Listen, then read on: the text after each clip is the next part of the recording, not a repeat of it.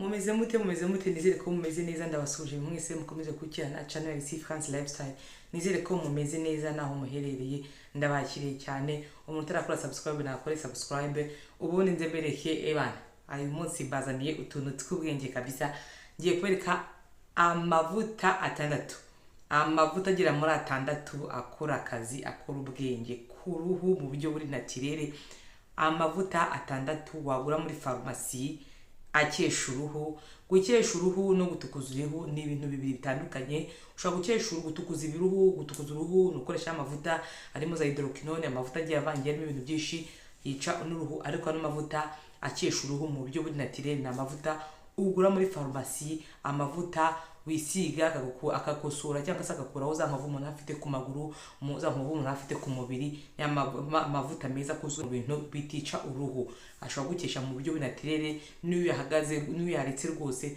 nta ngaruka akugiraho. Si kimwe n'umuntu usiga amavuta atukuza. Iyo umuntu utizaga amavuta atukuza iyo yaretse amavuta yisigaga murabizi ukuntu bigenda, isanga uruhu rujya no kwangirika cyangwa se ugasanga wabaye igikara birengejeho. Ariko amavuta akesha uruhu mu buryo bw'inatirere na amavuta atazigera kugiraho ingaruka zimwe na zimwe.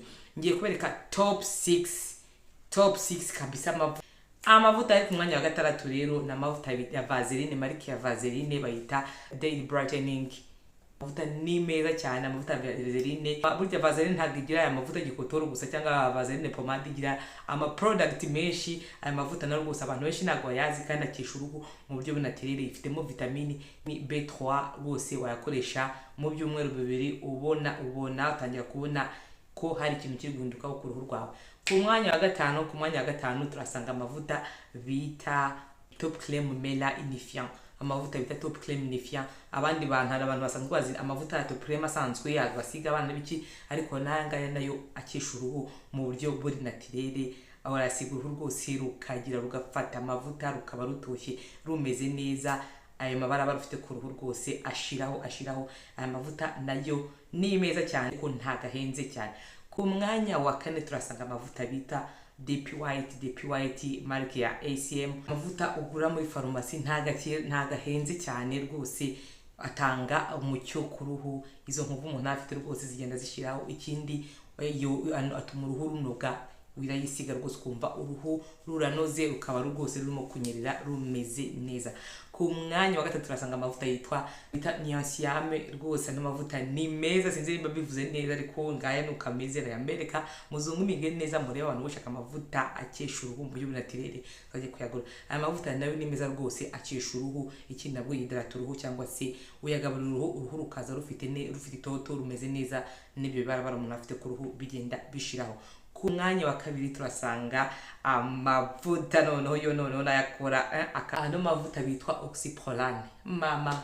Umva hano mavuta arimo araca ibintu bigacika. Aya mavuta akozwe mu ntuza, akozwe muri curcuma. Ubundi curcuma na beurre de carte ni ibintu bisigaye biranzwe mu bintu bya ntuza bya beauty cyangwa bya skin care. Ni ibintu bisigaye bigezweho kuba usanga mu mavuta ko ni ibintu bisigaye bikora akazi ku ruhu. Ano mavuta akozwe muri kurukuma atanga umucyo ku ruhu. Ikindi agakuraho n'izo discoloration umuntu afite ku ruhu, bigatuma akindi yidrata uruhu cyangwa se urisiga neza ukumva rwose uruhu ruri kunyerera rumeze neza. Andi mavuta nayo ari guca ibintu bigacika abantu b'abasirimu, abantu bashaka kugira agahu gakeya. Mavuta yitwa Niris Paris. Kujya hose abantu umuntu ugasanga stock yashizemo. Ano mavuta ni meza. Wanza niyo ari kuza ku mwanya wa mbere ku mavuta akesha uruhu wagura mu pharmacy. Mavuta ari guca ibintu bigacika. Abantu bari gushaka utuyobe tumeze fresh, utuyobe kugira agahu gakeye kameze neza.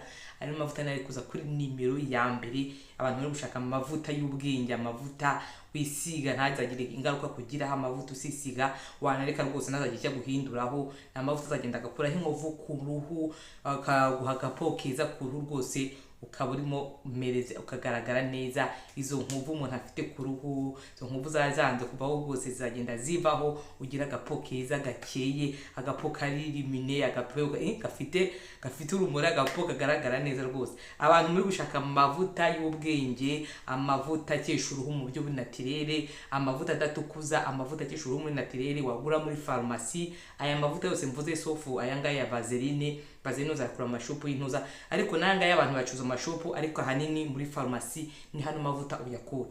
Ibiciro byayo rero bigiye bitandukanye, ariko uko agenda nyakira ku matopu, uko agenda rutanwa ntuza niko ibiciro bigira, ariko muri yose ntagarenze mu mayero 40 mu bihumbi 40 ngaha. Ariko umuntu ushaka gusa neza nyine ugomba gushura, ariko ano mavuta rwose umuntu ushaka kugira agapo keza kameze neza gafite umucyo, aya mavuta nakurangira wayagura. Ahantu hose araboneka, mu mafarumasi, mu mashopu, mu boutique, ahantu ugura amavuta meza. Ubwoko bw'aya mavuta rwose ntabwo zigera ubukura muri boutique, muri quartier bisubiremo, ugomba kuyakura mu mafarumasi cyangwa se ukakura muri za shopu zirangura amavuta meza yavuye za Burayi, yavuye za muri Amerika, yavuye za UK. Aba ari amavuta meza cyane, meza agenewe ku mpu z'abirabura, ni amavuta meza cyane. Amavuta nibyo kwisiga amavuta ni byiza, ariko ntimukibagirwe gukoresha SPF sun protection ku munsi. Sun protection ifite nka 50 hejuru, birinda imirasire y'izuba. Imirasire y'izuba yica uruhu. Umuntu ushaka kugira agapo keza ugomba gukoresha na SPF birumvikana, kugira ngo urinde uruhu rwawe, kugira ngo imirasire y'izuba birinde. Ikindi tunywa amazi nabyo bituma umuntu agira uruhu rwiza cyane. Abantu mwashakaga amavuta y'ubwenge meze neza akesha uruhu mu buryo bw'inatirere rwose, nayo ngayo. Ikindi isigaye no kujya kuyashaka rwose akiteramo, ariko ayo ngayo ya top ebyiri bana zo ziri guca ibintu bigacika, uwishaka ajya kuyareba. Ariko nyine urumva bana amafuta agezweho ameze neza atanga umucyo. Abantu bari hano nka za Europe uko yabona bishobora kuborohera, ariko ahantu hose wahabona kuri iki gihe rwose ibintu byaharoroshye. Nayo ngo yabuze, ariko mujye mu mashopu, mujye muri za shopu, mushahande bashuza amavuta meza, winjire muri ibi ushobora kuyabona. Ushobora no kuyarangira n'umuntu cyangwa se ukatuma n'umuntu, ariko ni amavuta aboneka ahantu hose, mu mafarumasi cyane cyane. Mu mafarumasi araboneka cyane, no mu mashopu mujya kuyareba.